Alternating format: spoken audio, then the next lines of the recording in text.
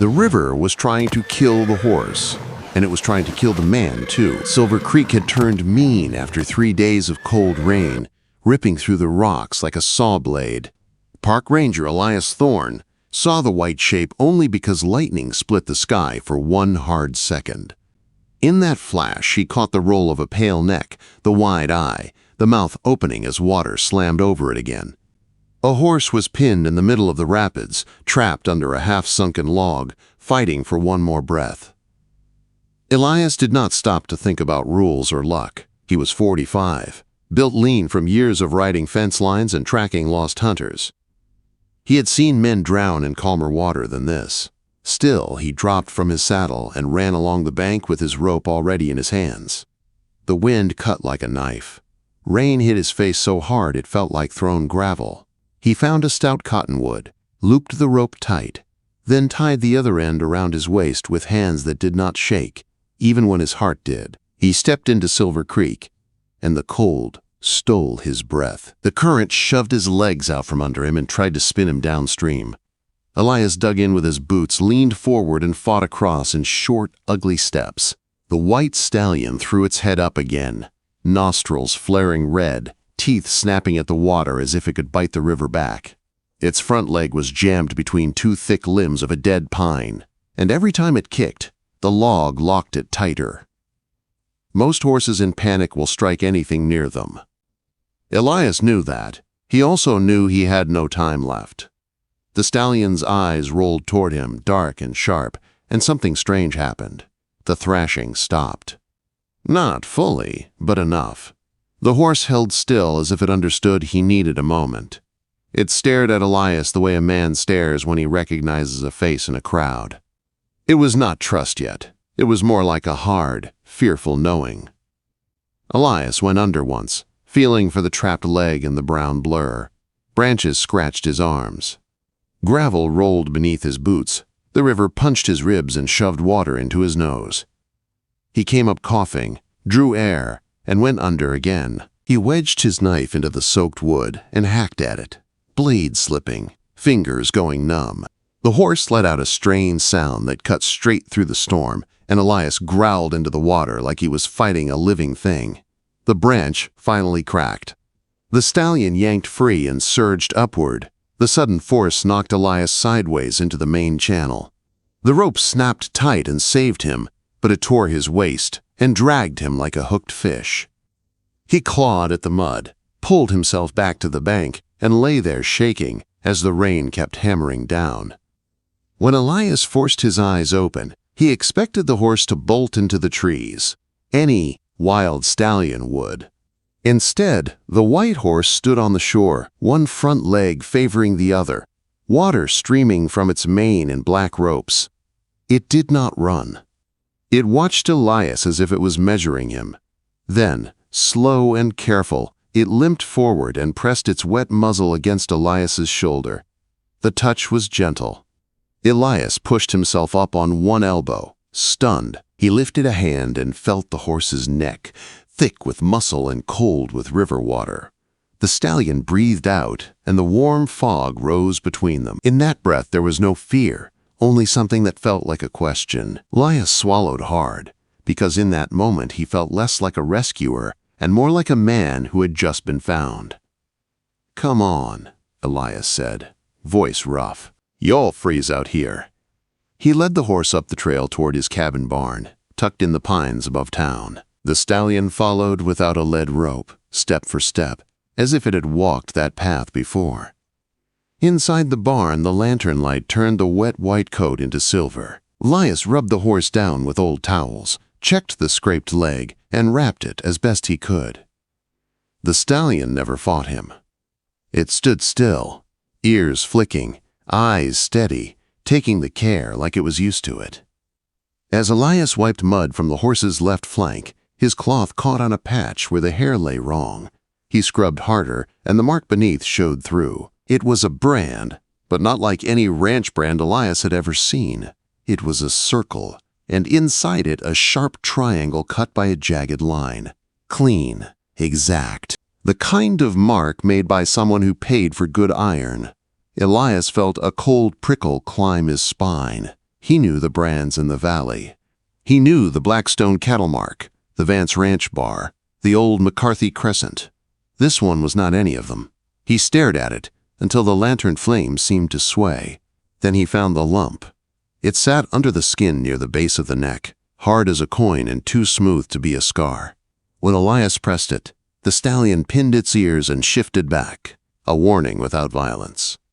Elias eased his hand away, suddenly careful. He left the horse eating hay and stepped outside into the wet night. He did not go to the sheriff. He did not go to the town stable. He went to the one person he trusted with horses and hard truths. Sarah Jenkins rode up not long after, rain slicking her coat and hat. Sarah was the local animal doctor, smart and blunt, the kind of woman who could pull a bullet from a mule and then tell a man to stop whining about his own pain. She walked into Elias's barn, saw the stallion, and stopped so fast her boots skidded in the straw. "No," she whispered. Elias watched her face, and his stomach dropped. "You know him." Sarah stepped closer like she was approaching a ghost. She lifted her hand. The stallion lowered his head and pressed his nose into her palm, breathing slow. Sarah's eyes filled, and she touched a small crescent scar above the left eye. "I stitched that," she said, voice shaking. "He was a foal. His name was Orion." Elias stood very still. "Orion, from where?" Sarah looked at him like the answer was a loaded gun. "The Blackwood place." The name hit the barn like thunder. 10 years ago, the Blackwood Ranch burned in one night. Thomas Blackwood, his wife, and their little girl were said to have died in the fire. Folks whispered it was no accident, but no one proved a thing. After a while, people stopped saying the name out loud. "All the stock was counted as dead or sold," Sarah said. "Except the foal, Orion vanished. Everybody figured he ran into the flames." Elias stared at the strange brand, then at the lump under the horse's neck. "He didn't run into any fire," Elias said. "He was taken." Before Sarah could answer, Orion's head snapped up. His ears pointed to the barn door. His whole body went tight. Elias heard it too, hooves on the drive. More than one horse. Heavy steps, not locals coming to chat. Then the slow crunch of wagon wheels in mud, and the low murmur of men holding their voices down. A hard fist struck the barn door, not a polite knock, but a command.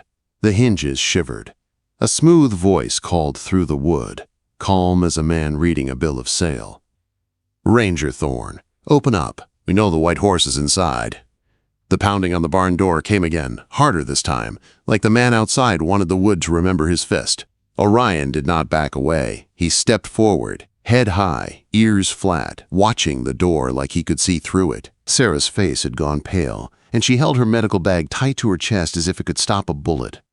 Elias moved between the stallion and the door. His hand rested near his revolver, not because he wanted to use it, but because he had learned long ago that some men only understood steel. He kept his voice steady when he called back. "This is Ranger land. You want inside? You talk to Sheriff Brody." The voice on the other side sounded smooth, like it belonged in a bank office, not in a storm-soaked barn. "We do not answer to Brody. That horse is property of the Meridian Company. He was stolen 10 years ago. Open the door and we take what is ours." Elias glanced at Sarah. Her eyes flicked to the strange brand on Orion's flank, then to the lump under his neck. She mouthed one word, barely moving her lips. "No." Elias raised his voice again. "If you have papers, slide them under the door." "We are done with papers," the voice replied. The barn shook with a heavy crash. Wood split. Iron hinges screamed. Through the cracks, Elias saw lantern light and dark shapes moving. Men were pushing a thick wagon tongue into the doors like a battering ram. The lock snapped, and the doors blew inward, rain and sleet rushing in with them. 4 men stepped into the barn in long black coats, faces half covered with scarves.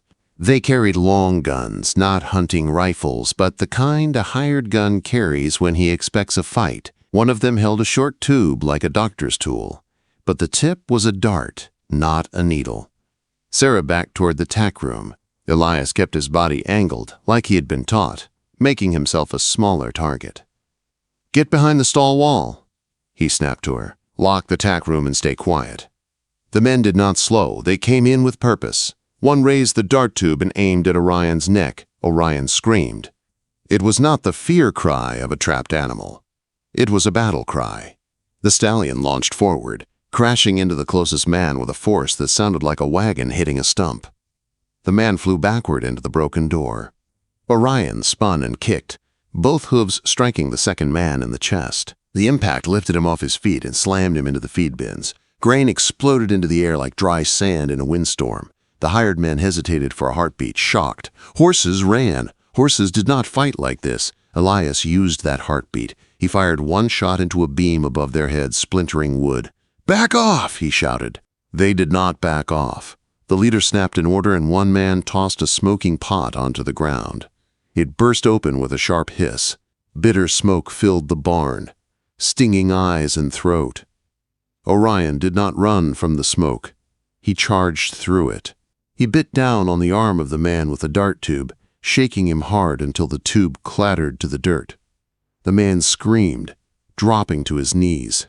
Orion snapped again, not to kill, but to warn, then turned his head and looked straight at Elias, as if waiting for the next move.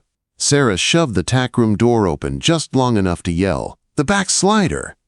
Elias coughed, eyes burning, and sprinted for the rear door. He yanked it wide. Cold air poured in. The paddock lay beyond, slick with mud, fence lines fading into dark pines. "Now!" Elias shouted.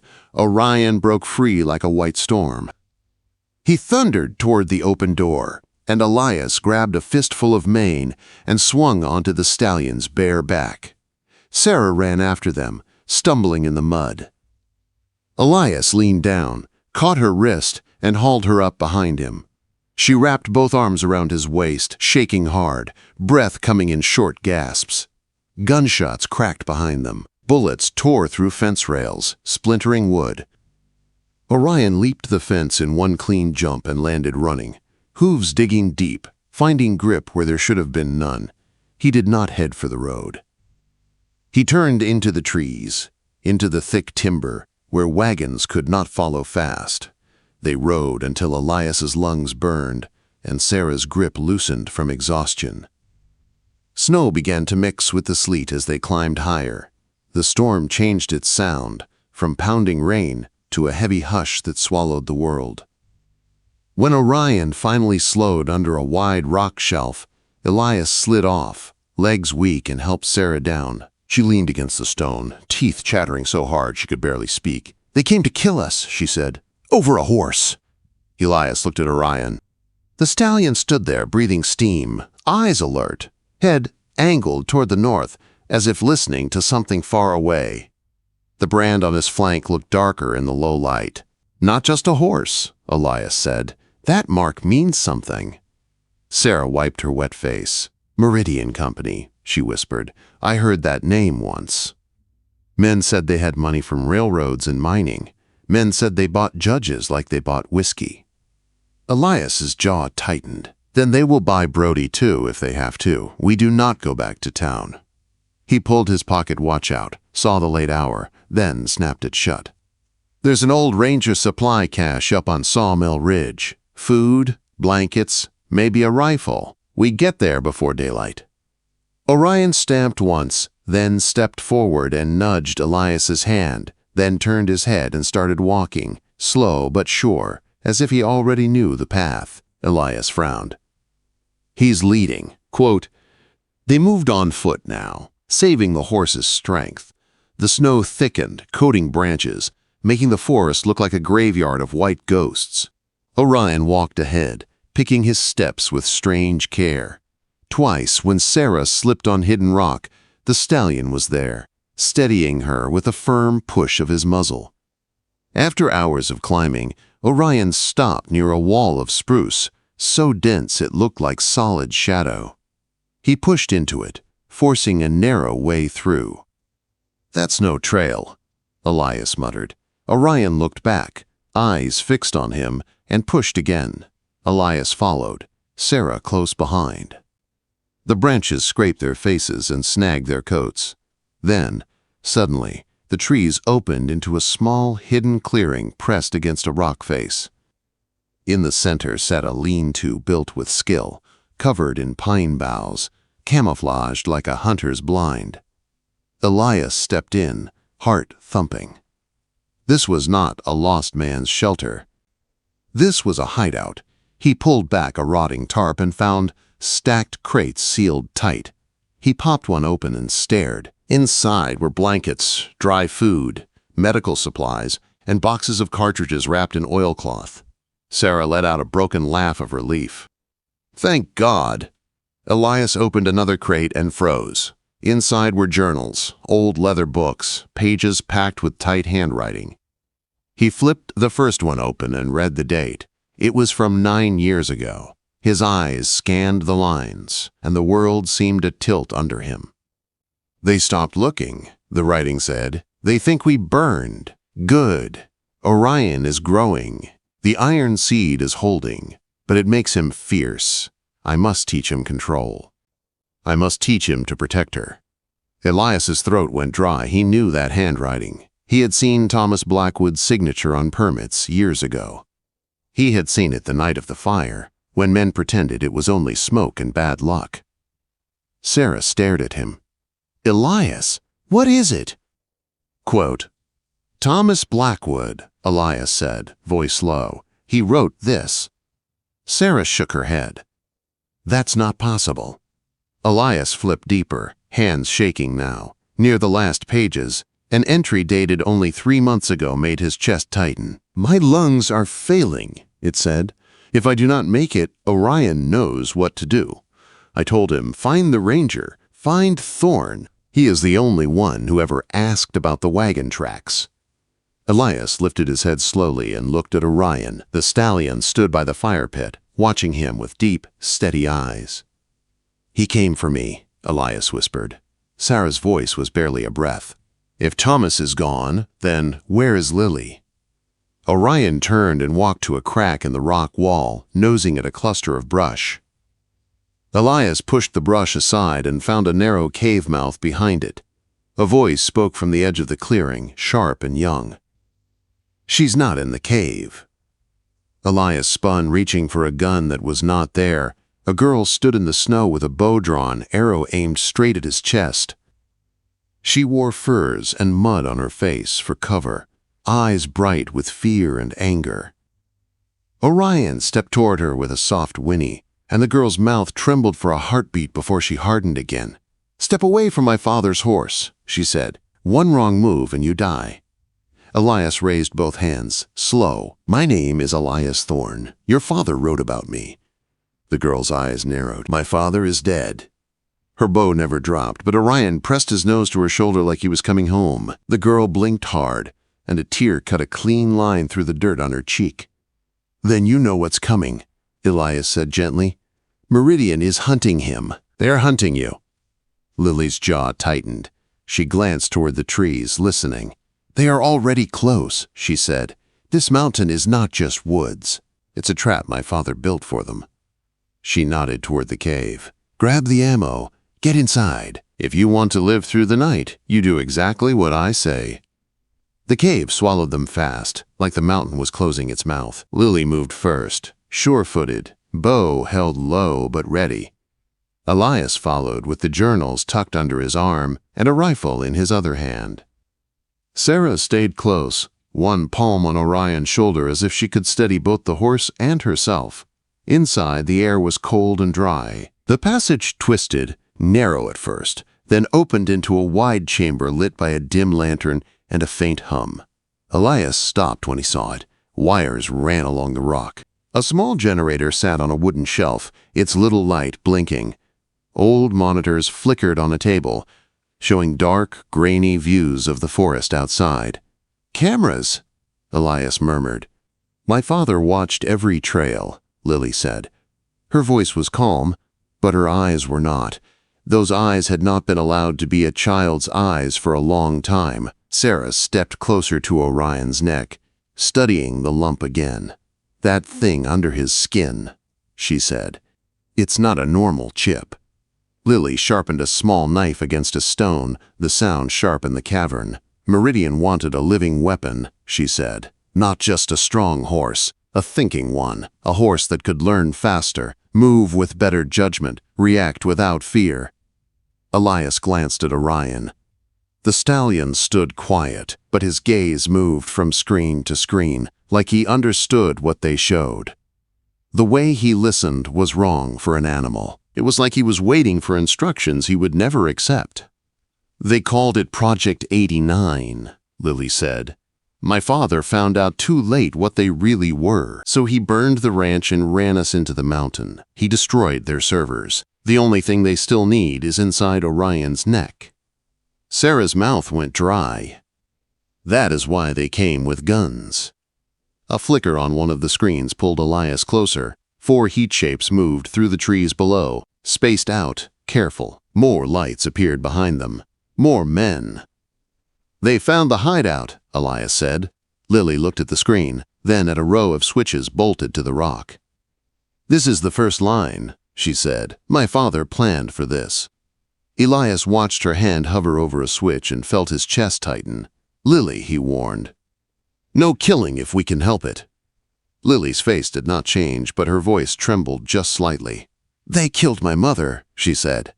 "They killed my father by making sure we could never reach help. They will not stop." She flipped the switch. On the monitor, the hillside above the men shuddered. Snow and rocks slid loose. Then the whole slope broke. A white wave poured down. 2 heat shapes vanished at once. The other 2 scattered, then disappeared under the moving earth. Sarah covered her mouth. Elias's stomach turned. Lily turned away from the screen like she had looked at weather. "That buys time," she said, "not safety." A deep thumping started overhead, distant at first, then stronger. The cave ceiling dusted fine grit down like falling flour. Elias knew that sound. "Helicopter!" Lily nodded once. "Commander Vance," she said. "He always comes when he wants something finished." Elias tightened his grip on the rifle. "We can't outgun a helicopter." "We don't outgun it," Lily said. "We disappear from it." She moved fast, pulling packs from a crate, strapping them onto Orion's sides with practiced hands. Journals, food, ammo. A small metal case that she tucked close like it was worth more than gold. "We go to Whitewater Falls," Lily said. "The spray and noise hide heat and sound. If we can reach the ledge, we can slip along the canyon and vanish into the lower tunnel." Orion stamped once, ready. They ran through the tunnel and emerged into freezing wind. The sound of the falls hit them like a wall. Water crashed down into the dark canyon with a roar that shook their bones. Mist coated the rocks and slick ice. The trail narrowed to a ledge, steep drop on one side, rock wall on the other. Then the night turned bright. A searchlight slammed onto them, blinding and cruel, pinning them to the ledge like insects under glass. The helicopter hung above the tree line, black and heavy, rotors whipping snow into a storm. A voice boomed through a speaker, smooth and cold. "This is Commander Silas Vance. Drop the weapons. We only want the asset." Men dropped from ropes ahead and behind, boots hitting rock with sharp thuds. Laser dots danced across Elias's chest, across Sarah's shoulder, across Lily's forehead. Orion bared his teeth, muscles coiling. Lily lifted her bow and fired. The arrow struck a man's shoulder and spun him back, but it did not change the math. The response came fast. Shots chopped the rock near their feet, not to kill yet, but to force them down. Elias saw it in a flash. Meridian was not trying to win a fair fight. They were hurting. They wanted Orion alive, and they wanted the rest of them gone. "Stop!" Elias shouted and threw his rifle down. "We surrender!"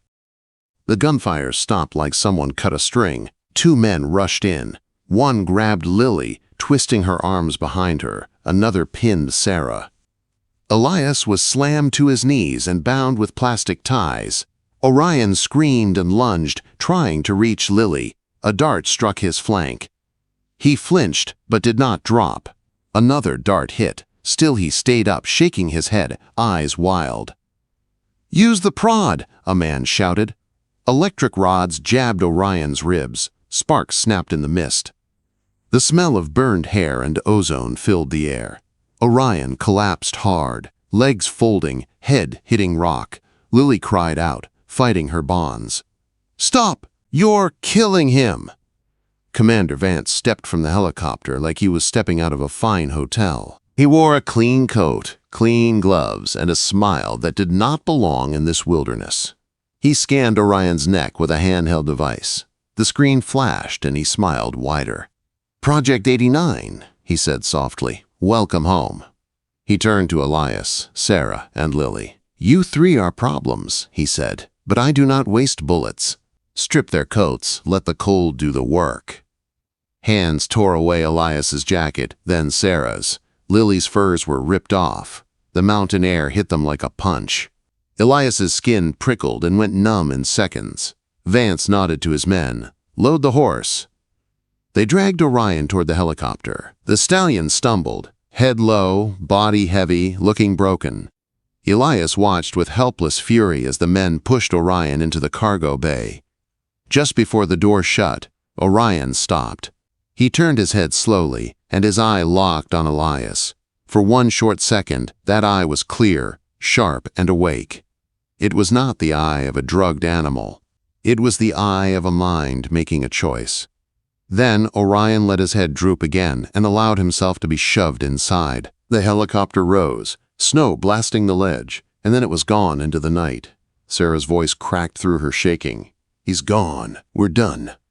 Elias stared at the retreating red lights and forced air into his burning lungs. "No," he said. His lips were already stiff with cold, but his eyes were on fire. "They didn't take him. He got on that helicopter." Lily turned her head, eyes wide. "What do you mean?" Elias leaned closer, lowering his voice as if the mountain itself might listen. "The dart hit scar tissue," he said. "I saw it. It didn't sink deep. He faked it." Sarah blinked hard. "A horse can't fake that." Elias's gaze stayed on the dark sky. That horse did not come out of the river by accident. He has been doing unbelievable things all night. He wanted inside that aircraft. The cold was turning their hands into stone. But the mercenaries had left snow machines near the trail. Sure, the mountain would finish the job for them. Elias forced his numb fingers to work the ties loose on a sharp rock. He freed Lily, then Sarah. Lily rubbed her wrists raw, eyes fixed on the sky. "If Orion is up there," Lily whispered, "then what is he doing?" Elias swung a leg over a snow machine. "He's doing what your father trained him to do," Elias said. "He's taking the fight to them." They tore through the forest on the snow machines, engines screaming, headlights bouncing over drifts. Above, faint in the clouds, the helicopter moved south toward Mirror Lake, a wide frozen sheet hidden in the pines. Elias pushed the machine harder, chest tight, praying he was not wrong. Then the night cracked open. A distant boom rolled through the valley, followed by the ugly sound of metal tearing. The helicopter's lights dipped hard, then spun. It dropped like a wounded bird and slammed onto Mirror Lake, skidding across ice in a shower of sparks until it stopped in a smoking heap. Elias and the others reached the lake edge as Vance crawled from the wreckage, bleeding, screaming into a radio that no longer worked. He raised a gun, hands shaking, aiming at Elias with panic in his eyes. "Stay back!" Vance shouted. "The beast is dead in there!" The cargo door groaned, then it blew outward. Orion stepped out of smoke and twisted metal, coat smeared with oil, blood on his shoulder, eyes bright as winter stars. He was not dead. He was furious. Elias stopped, breath caught in his throat. Lily stepped forward, tears freezing on her cheeks. Vance backed onto slick ice, still aiming the gun. "I'll shoot!" he screamed. Elias's voice cut sharp. "Don't! Look down!" Vance glanced at his boots and froze. Fuel had spilled across the ice, shining in the searchlight like black water. One spark would turn the lake into fire. Orion took one slow step toward him. Then Orion lifted a front hoof and struck the ice. The crack was loud, like a rifle shot. The frozen sheet groaned under the wreckage weight. Vance's face changed from rage to terror. "No!" he whispered. Orion struck again. The ice split wide. The wreckage tilted. Vance screamed as the ground vanished, and the helicopter dropped into the black water, dragging him with it. In seconds, he was gone. The ice shifted under Orion, too. The stallion's back hooves slid toward the open water. Lily cried out and ran. Elias and Sarah grabbed Orion's pack straps and mane, digging their boots into the snow, pulling until their shoulders screamed.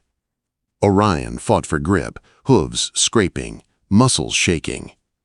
With one last heave, he surged onto solid ice and collapsed beside them, chest heaving, steam rising from his body. For a long moment, none of them spoke. The wind moved over the lake. The mountains stood quiet, watching. Lily pressed her forehead to Orion's neck. "You came back," she whispered. Elias looked down at the horse that had crawled out of a river, fought men with guns, and brought down a flying machine. He felt a strange kind of awe settle into his bones. He had thought he saved a helpless animal. But the truth was clear now. Orion had been looking for him all along.